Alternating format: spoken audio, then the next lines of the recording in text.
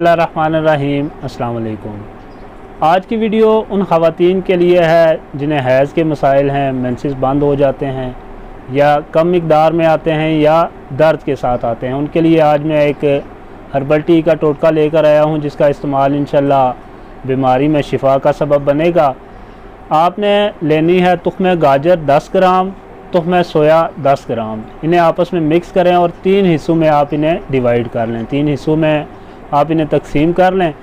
एक हिस्सा रात को सोने से पहले 1.5 कप पानी में कावा बनाएं। जब 1 कप पानी रह जाए तो उसे छान कर मीठे के तौर पर आप उसमें शक्कर या गुड़ मिला लें। रात को सोने से पहले इसका इस्तेमाल करें। 3 दिन मुसलसल इसका इस्तेमाल इंशाल्लाह बीमारी में शिफा का सबब बनेगा। इसी के साथ मुझे इजाज़त दें, दुआओं में याद रखें।